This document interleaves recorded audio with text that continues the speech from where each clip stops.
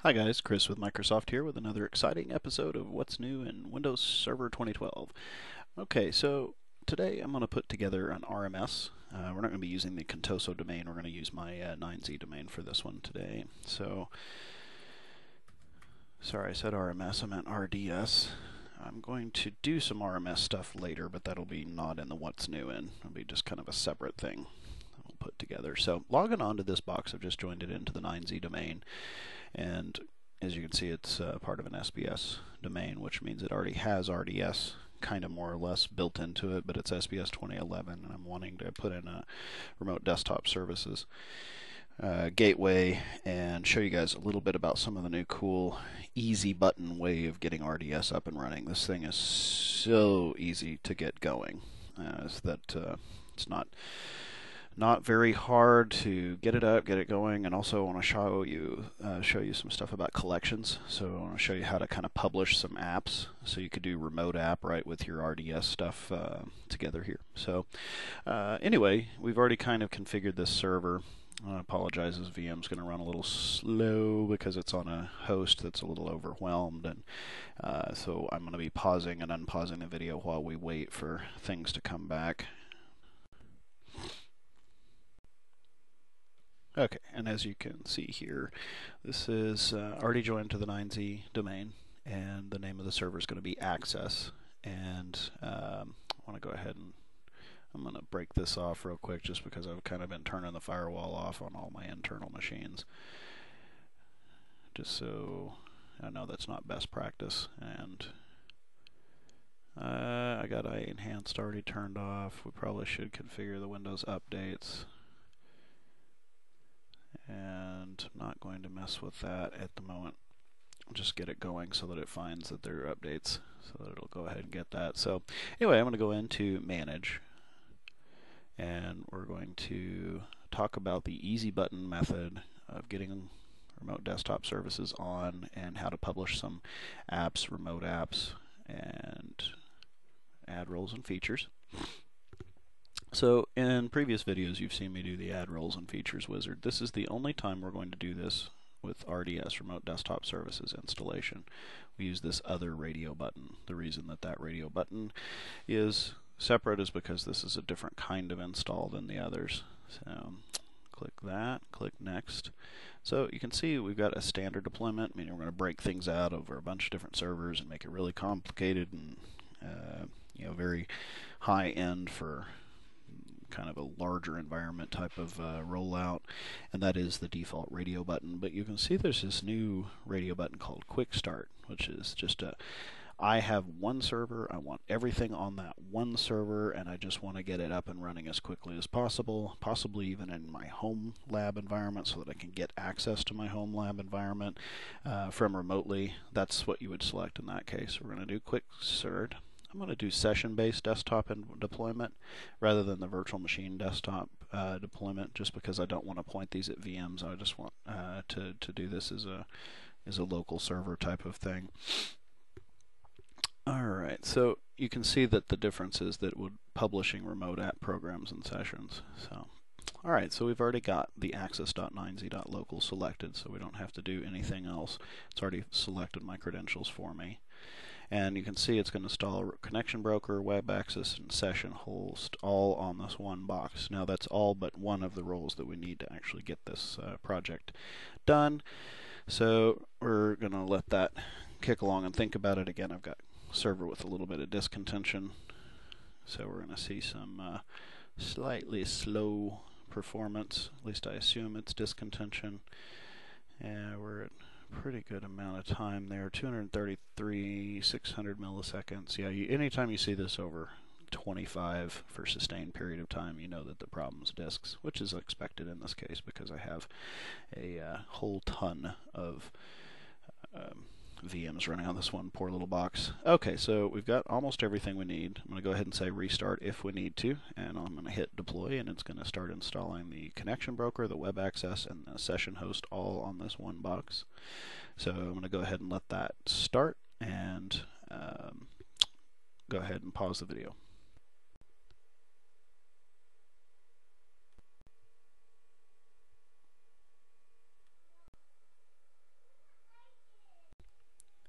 And it's finishing a reboot. Alright, let's log this thing back in.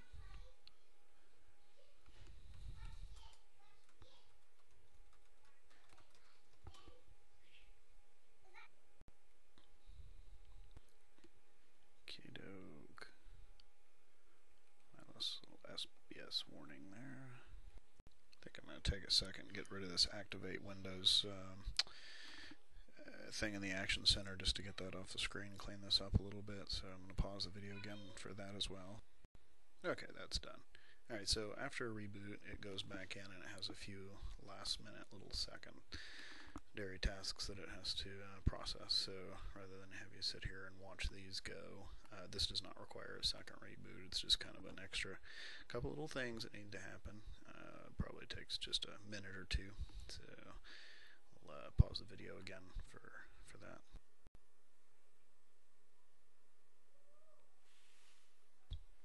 Alright, so now what we have is this remote desktop services server pool. A server pool, if you'll remember from previous episodes, is a grouping of servers that have similar roles installed on them, such as Active Directory, domain services, etc., etc. We're only managing one server here, and we get the remote desktop services. This is one of the specialty server pools, because when you open it up, it's just not just a list of servers. You still have the list of servers and the servers group type of view that you would in any other role, but this one has some extra stuff, such as this nice, pretty new overview screen, which works out a little bit better in screen resolutions that haven't been tweaked. I've tweaked these so that they fit better on the screen. But as you can see, it's a real easy getting started and getting set up type of thing. So we've got some obvious stuff that needs to happen. Big, ginormous green plus sign. We need a gateway if we're going to make this work. So I click on that, and I tell it, hey, well, let's make access also be the gateway. So sticking with the single server, easy deployment, super easy button to get this done. We'll just go ahead and click that, add that in, and let it go scan the capability to add the access server that we're working with to the same pool of servers. Alright, now that it's found that access is in there, it's asking us what we're going to do as far as the certificate goes. So as you can see here, it's going to ask not so much what the SSL certificate is that we're going to use, it just wants to know, where are you going to access this sucker? This is kind of an important question. You understand that this is obviously, as a remote desktop gateway, is going to be hit most likely from the internet to get here. So what you need to do is not necessarily type in the name of the server itself on your network. So, you know, for instance, this was access.9z.local. We need to actually tell it what the client is going to be seeing from external. Now, the client would obviously see this as access.9z.com in this case. So that's what we're going to type here, because that would be the external HTTP address that we're going to hit from outside of the network in order to find him. And that will be what the certificate says. So whenever you're going to use an SSL cert, there's three things that matter. The begin and end validity period. You got to be inside of that, just like you would like your driver's license has got an issued date and it's got an expiration date. You have to be within that period for that certificate, or driver's license in that case, which is essentially a certificate. It has to be issued by something you trust. So we'll talk about that in a little bit, how to make sure you have that. And then third, it's got to match, just like the picture on your driver's license needs to match what your face looks like. When you are talking about a certificate for a website, the name needs to match what you saw in the HTTP : / blah, or in this case HTTPS. Anyway, that's what it's going to look like from outside, so I'm going to add that in. And it switches over to the installing screen, so now we're in progress for getting the role being installed on here.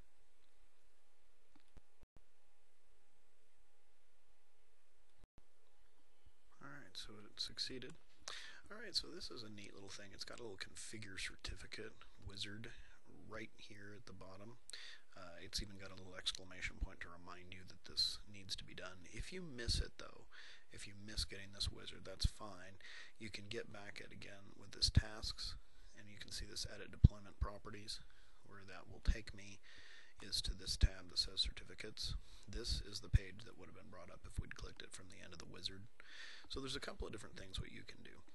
Now, in a minute I'm going to actually use a different certificate, but just in case you wanted to set this up for playing around with in your own lab and you don't happen to have like a wildcard cert or a cert that you already have mapped to, in my case, like access.9z.com, what I can do is I can go ahead and create a self-signed certificate. So let's just call this access.9z.com, give it a password, and we're going to store this out on the desktop so I can get at it real easy. We'll call it throw me away because we're only going to use it for a little while. And you have to check the allow the certificate to be trusted, or to be added to the trusted root certificate authority on the destination computer. And we click OK.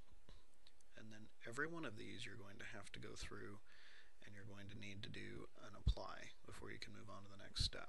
So it takes it a moment for each one of these. But once you've created it, then you don't have to create the certificate again. You just need to go and attach to the one that you have.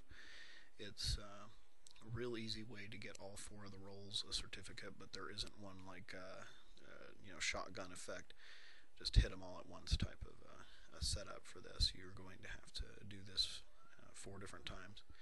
So you'll need to go out, find the certificate, and then click apply, and then do it again 4 times. So I'm going to speed that up just a little bit here. And there it is. Okay, so you'll notice that after the first one is in here, you're now able to go and put some more of these in. Now, this is an important distinction on the fact that this level is untrusted. That's because we created what's called a self-signed certificate. By creating a self-signed certificate, we did tell it the right name. I told you that we were going to hit this at access.9z.com, and we did have a correct validity period because it creates it today and it's going to be good for years to come. But the problem is that nobody in the world is going to trust this certificate because it was given to itself by itself. Right? Nobody in the world trusts access.9z.com. It's just some random server on the internet. For it to be trusted by a computer that's going to access this server, it's going to have to either add access.9z.com to its trusted certificate store. In other words, it makes it one of the the trusted locations to to allow certificates to be trusted from when they get issued. Or you need to get a certificate from somebody who is trusted, and every operating system, by default is going to have a certain set of trusted authorities that they get to by default, and so that's something you can actually look at. That's something that's available. Actually, I'm not going to use Internet Explorer. I'm going to use the more administrative, the more admin kind of way to do this. So I'm going to need this in a minute anyway. So I'm going to go and get this administrative command prompt up. I'm going to go ahead and launch an MMC, minimize that because I'm going to need to use it here in just a minute to deal with the activation issues that I was having. So if we snap in the certificates to the console for the computer account for the local computer, we'll notice that under the trusted root cert authorities, these are a list of a whole bunch of the default places that you would go out and automatically trust. Anybody who is issuing certificates that is on this list, your browser, your computer is automatically going to trust that that came from where it says it came from. For instance, I use the driver's license. I live in Oklahoma, so any cop that pulls me over is going to look at my Oklahoma driver's license when he asks, well, who are you? So my name's Chris. Well, he doesn't know that, right? He needs to look at my driver's license. He trusts that the state of Oklahoma has validated that I am who I say I am, and he then trusts the driver's license because it was issued by a trusted authority. In that case, Oklahoma is the Trusted Route Certification Authority. And the other two pieces of information he's looking for are the validate date, let's make sure that the certificate's not expired, that the driver's license is not expired, and that I am who I say I am via the picture. Do I look like who I say I am? So in the case of earlier, we used the website address access.9z.com, and if the website address that you typed in was access.9z.com, then, well, there you go. It's matching those three things. So you'll also notice that there's a 9z, because this guy is joined to the 9z domain. There is a CA that's involved with that as well. So you'll see that it does not trust that certificate, because even though we would find it in the personal certificates because he created it, it's not in the root cert authority, and that's going to be the same thing for any client that tries to hit this guy. Anyway, I can now do a select existing cert, since we already did one of these and threw it up here in this throwmeaway.pfx. One moment. There we go. Allow. We can continue with this process of attaching the cert, clicking apply for the next few of these, and then go down here, select again. So I'm going to go ahead and pause the video until I get all of these done, so you don't have to watch me rinsing and repeating.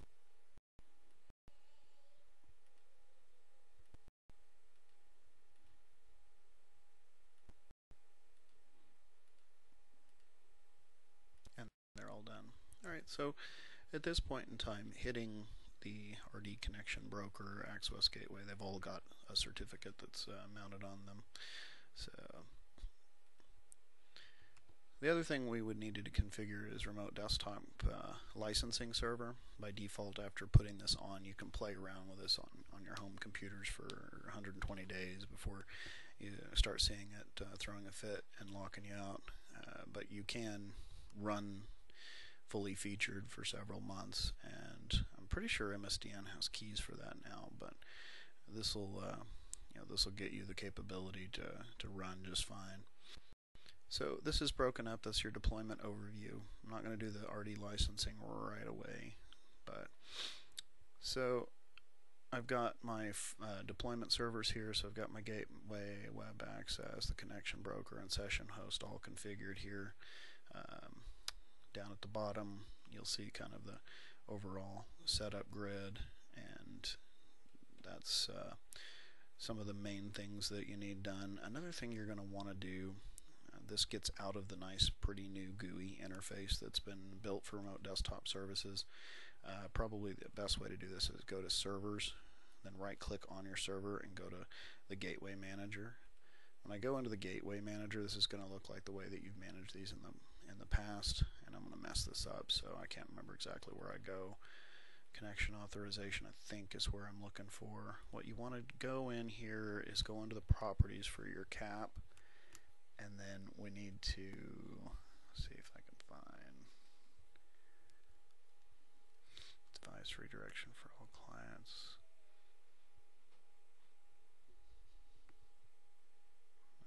That may not be where I'm looking for.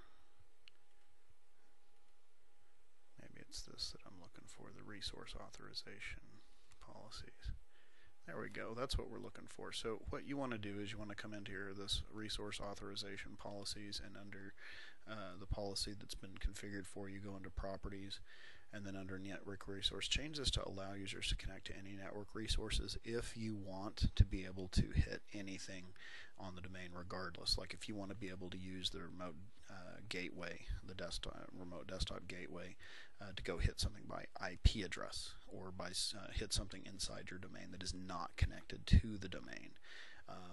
This just tells it, yeah, I don't care if it's something you can route to it. Just be a gateway. So that's about the only thing you got to configure outside this GUI interface. So there we are. We have a setup, a basic, pretty standard setup, and we want to test a couple of things here.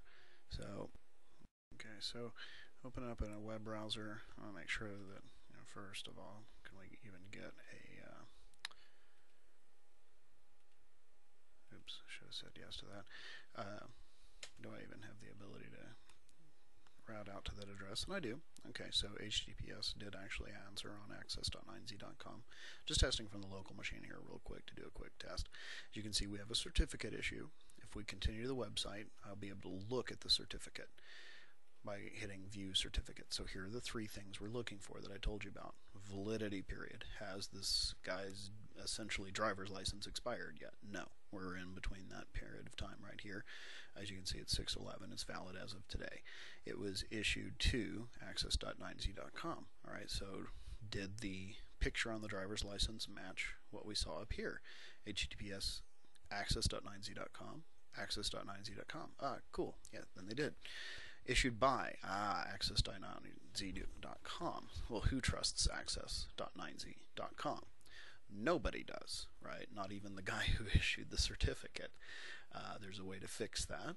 We have to trust this. So we need to actually have the certificate installed to be able to do that. But for now, I can see that RDWeb is actually working, and we can just test and make sure that that's capable of even coming up. And using the address, as you can see here, this is the neat little new remote desktop and remote app connection, and it's coming up. So we got a pretty good test here. So we have the certificate that we could bring in and trust ourselves with here, or we could test this on another client. And speaking of the client, this is a little Windows 8 box. I just copied that same certificate over to it, so let's just imagine that maybe if you were going to try this just using self-signed certs only, certainly you could do that. What you want to do is make sure that you get, let me get my microphone adjusted a little bit better here. What you want to do is make sure that you get the certificate over to whatever machines that you're going to be accessing this thing on, and you could definitely get away with that. So let's look at the certificates on this machine. This is just a standard little Windows 8 box that I stood up, so he's shouldn't be anyway. Let's take a little look at his config. So set, yes, yeah, so you can see it's not actually joined. It's just Contoso Client 1, not actually joined to the domain. Otherwise it would say user domain Contoso. Alright, so let's take a look at the certificates on this box. On the computer account or the local computer, we go into the trusted, get over here so we can rate you. Root cert authorities. So there you go. Looks kind of the same as before, right? We don't have anything really spectacular in here, and we certainly do not currently trust access.9z.com. So let's make sure that I have DNS working properly on this little work group joined computer. Make sure I can get out to access.9z.com. And let's go to the HTTPS, and we do get an error because of the certificate. Nothing up my sleeve here, it's the same thing. Again, we do not trust this access.9z.com person, so let's fix that. You don't see it in the list here, no access.9z.com. Let's put one in there. So I double click that cert. This is as easy as it used to be. I had to import it. I'm just going to show you that it's now easy enough, because this is a huge win for Windows 8 here. Local machine. Alright, so we're going to say yes, I do in fact want to import this throwmeaway.pfx doohickey. It will ask for the password. This is one way that you could kind of quasi-protect against weird things happening with your certificates. And next, and I'm going to go ahead and pick where I want it. I don't trust it to put it in the right place, so I'm going to put it in the root cert authorities. I'm going to say OK, say next, say finish, and bang, it's in there. So let's refresh this list, and suddenly I trust anything access.9z.com says. So, I mean, even if access.9z.com were to hand me out a certificate for some other website, as long as it was submitted to me via access.9z.com, I'm going to trust it. All right, so let's go back in here and just kind of make sure that our certificate did work the way we expected it to. And https access.9z.com. As you can see, we do not have a certificate error this time. And let's go in here to RD Web. Now it's wanting to add on our remote desktop services from Microsoft there.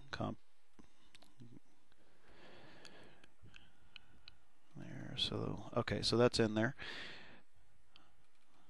I have full screen capture on this, so that should work. Okay, so you see we got the little lock, right? So at any point in time I can hit the lock and I can see access.9z.com has identified the site as access.9z.com. It's encrypted, we don't have an error.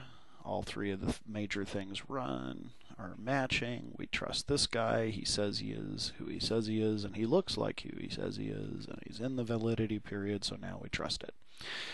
This is your new cool little gateway web page. Let's go in there and look at that. So this was for 9Z, so I'm going to log on as my 9Z account.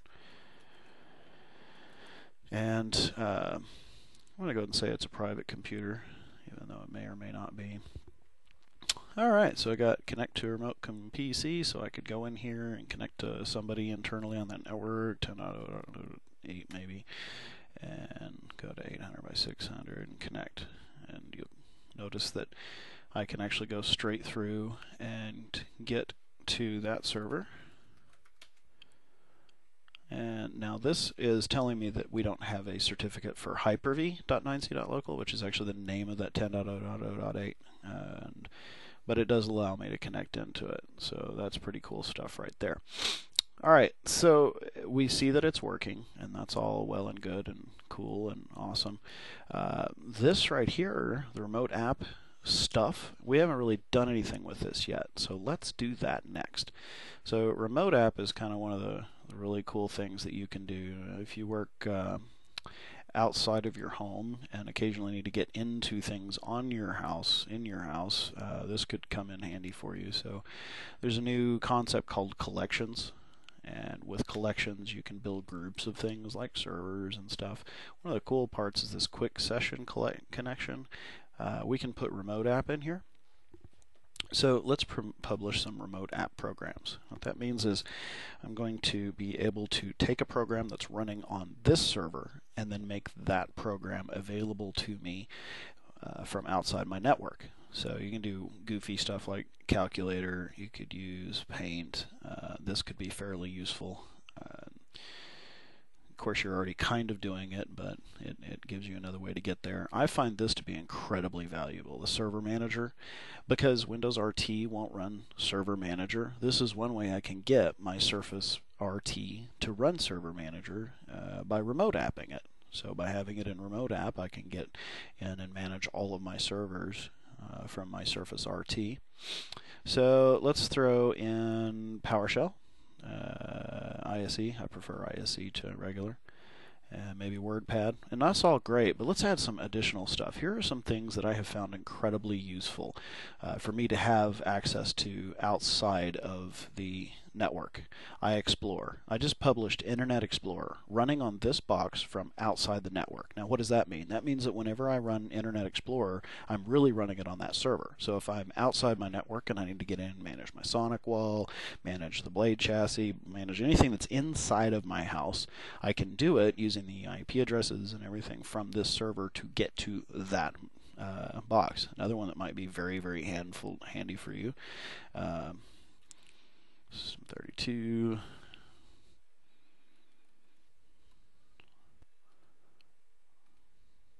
Publish command prompt. You see that could be very, very useful. So we've got several different programs now that we're going to toss in there. We're going to go ahead and publish those out into the collection. And we should be able to validate that here in a moment. as soon as it finishes the publishing process when I look at it on the website. And then we get a confirmation. It says 8 remote app programs were published. Click close. And let's switch back over to that Windows 8 machine real quick. Refresh the page. And there they are. So I could run the command prompt right from here. Now I could go ahead and just click on that and do that, but I've got a lot cooler way in Windows 8 to actually make this work. So we're going to ditch the website from here on out. We don't need it anymore now that we've validated that everything is working. So I don't need the certificates piece anymore. What I'm going to do instead is I'm going to do a search for remote app and desktop connections right here. So remote app and desktop connections is this neat little wizard. I can access remote app and desktops. Now, nothing up my sleeve. You saw what's on my start menu. There's really not much of anything here. That's about to change. So what I'm going to do is I'm going to say https://access.9z.com/. Now, I'm not going to remember this, but what I do is I always look down here. This always helps me. All right, so rd web feed .aspects. Click next. Says it's already ready. Watch out because it could actually add stuff to your local computer. Yeah, well, that's what I want it to do. Now it's going to ask me to authenticate because this is not a member of the 9Z domain. So I'm going to go ahead and make it connect with me.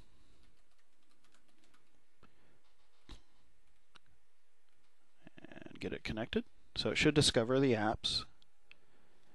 And there it goes. It's now saying work resources automatically connected. All is well. We're connected for 8 different programs. Finish.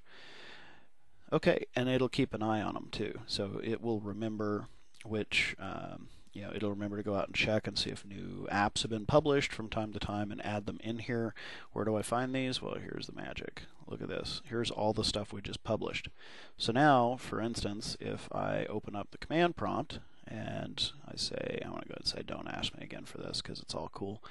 Now I've already got my command prompt up and running right here, but I'm launching another one, right? So how is that useful?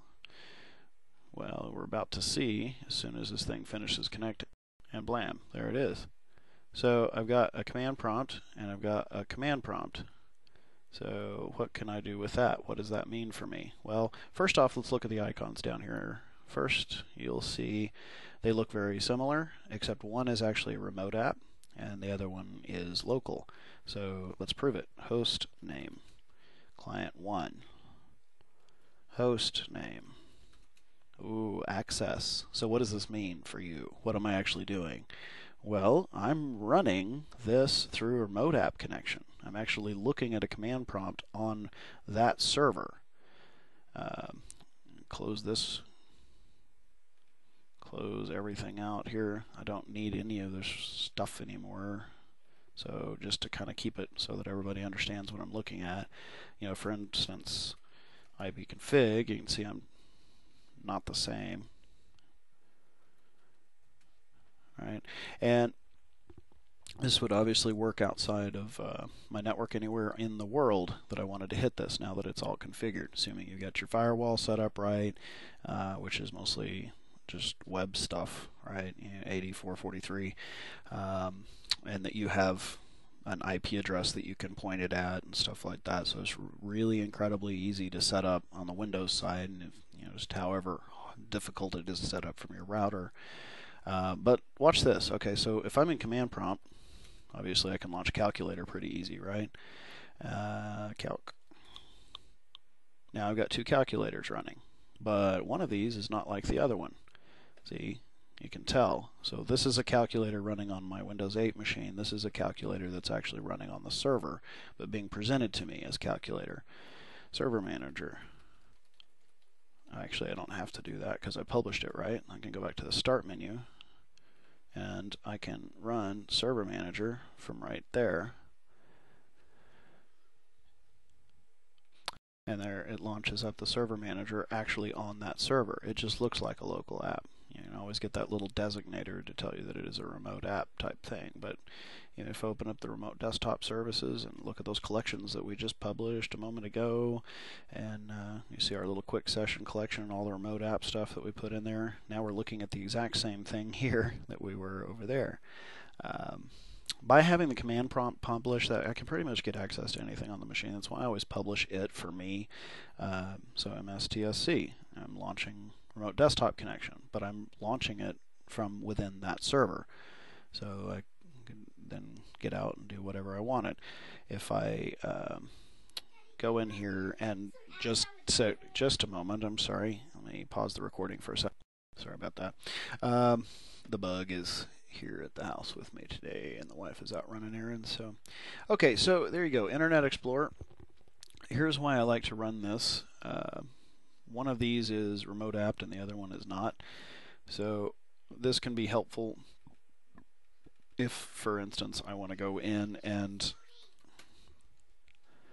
go launch access into the blade chassis. So if I were to want to it's going to get stuck though, because I didn't tweak the Internet Explorer settings so that my blade chassis would come up. But you get the idea. So I get access to things inside my network that I wouldn't otherwise have access to from outside my network. Okay, so a couple of other little cleanup deals. It's not it's not cool to talk about all this stuff without talking about how to do this in a more enterprise environment. In a more enterprise environment, obviously, you are not going to probably stick with the self-signed certificate. You're going to get tired of that. And if, like, for instance, on my Windows phone, there are a couple of applications that I can't remote app with because I don't have an actual valid certificate. So you're going to need a valid certificate that the phone would be able to understand in order to launch some of those applications. There are some apps that let you bypass that, but at some point you're going to get sick and tired of messing around with this whole self-signed certificate business. So you might buy one for yourself, or if you've decided, hey, we're finished testing on this thing, we're ready to go out and deploy, it's not hard to swap that around. I need to go get the certificate that makes this work for me. And there I have it. So this is my wildcard cert. So I like DigiCert. I used to buy a lot of stuff from GoDaddy. I still get all my domains from them, but I'm really digging DigiCert. So I have this wildcard cert that I got for my 9Z stuff. And that's what we're going to do here. So we're going to come in here. We've decided that we want to change this configuration. So we're going to go back to the overview page, and we'll go into tasks, and we're going to go ahead and edit the deployment properties. So all I have to do to change this up is go in here, select a different certificate. In this case, we're going to go pick that exported wildcard cert for 9Z and get the password in there for that. And click OK, and then just like before, so what we're doing is we're just replacing the existing certificate that we had self-signed with the wildcard certificate that's actually purchased from a certification authority and actually valid and trusted and not self-signed and carted around on a USB flash drive from machine to machine. And you'll see that after it goes to success and finishes refreshing, this is going to go from untrusted to trusted, because we're now using a certificate that we know and love and adore. So I want to walk through here and get that done real fast and pause the video. As exciting as it is to watch someone do all this wonderful stuff, will just not make you be tortured by that. And that should be about the end of that right there. Cool, all trusted. So, should be able to launch this Access website again.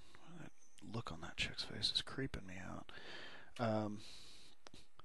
There we go. So, we went straight into lock without any of the errors, because now we can see that this is issued to anything at 9z.com, and it's a DigiCert certificate good until, well, about a year from now. Well, a little less than a year from now, so about 9 more months this thing is still good. So that's my the reason that this isn't coming up with any kind of an error. If you did put your certs in your clients, that's fine. It doesn't hurt as long as nobody compromised your box. It doesn't hurt on the client side to still have those certificates in the certificate store. But if you wanted to test it, and once you've got it tested, you're happy with it, and you want rid of this, all you got to do is just do what I'm doing here. Go back into the MMC, local computer for certificates, bring it back up, go into the trusted certificate authority, certificates, and yank this sucker out. I no longer trust the mraccess.9z.com as a reliable source of certificate loving on the inner tubes. So now when I go to access.9z.com, RDWeb, should get straight in without any kind of problems. And strange that it doesn't even show the little lock key mechanism doohickey. Let me get this with less garbage behind it here. Let me just go to the root of the web. There we go. Get my little lock doohickey up there, view, and you can see that this is, once it's now pulled that out and didn't cache it or anything. So, and pretty much the only thing you really would need to do if you wanted to keep this thing in production is you're going to need to come in and you're going to need to go reconfigure this to have a licensing server, because at some point in time you're going to run out of your 120 days and you're going to need to actually activate a license server that's going to get you further than the 120 days. And there we go, it's done. So that's pretty much all there is to getting that part started. And so it's going to go ahead and put that role on the box, and I'm going to pause so you don't have to watch the little line creep along.